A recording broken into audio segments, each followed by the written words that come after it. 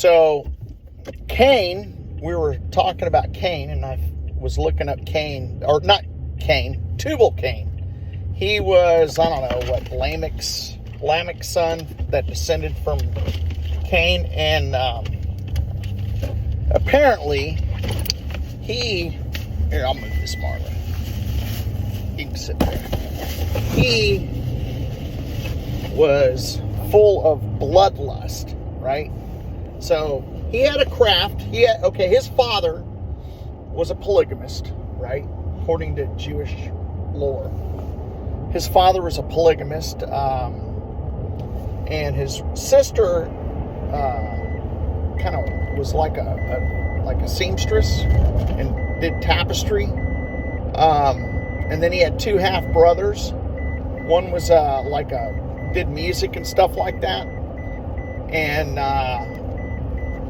the other one was like a herder and made tents and housing, and would like herd his cows and cattle or whatever all over wherever they lived in Nod or whatever, right?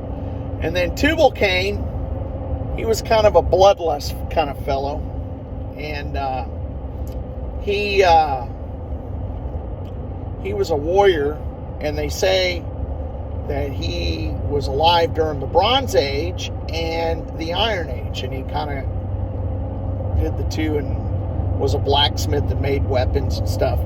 And there's a story, and I can't remember if it was a grandfather, father, great-grandfather, whatever, but one of his grandfathers, great-grandfathers, or dad was hunting, and he had I can't remember the name. he had like a grandfather or great-grandfather or a father that was blind, and he had to lead him around. Well, he dressed him up like an animal and took him out to where one of his patriarchs was hunting, and put him in the line of fire, and had him killed by one of his patriarchs. Had a patriarch killed a patriarch. So, and he just had that bloodlust of Cain. Tubalcain did, and he was a warrior and all that other stuff. Apparently, he was pretty evil.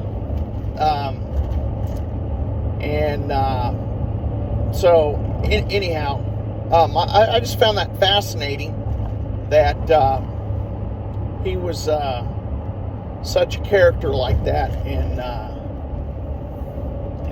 that he resorted to that kind of stuff.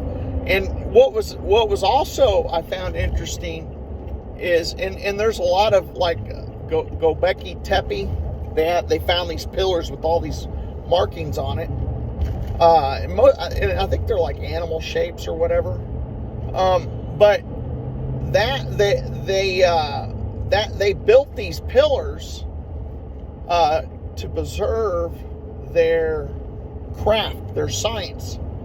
Like he made all these pretty advanced blacksmith, and he made these pillars as like libraries to teach people in the event there was a destruction, like what Noah, I guess he knew Noah, and he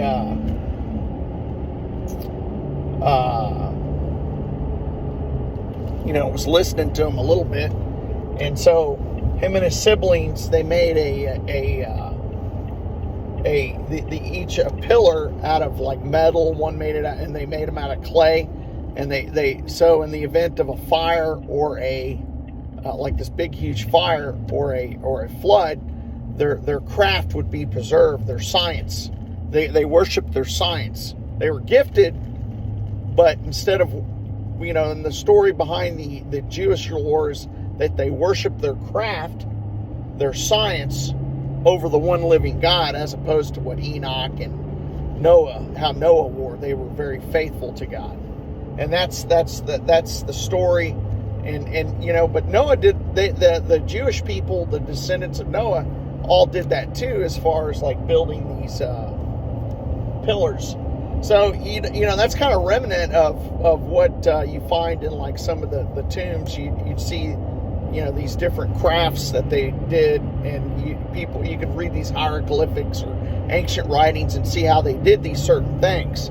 And that's the mention of Tubalcain and his siblings and his half-siblings, that they're the ones that started that, maybe, I don't know, but they did it, and I found that interesting. All right, I'm going to turn it off for now.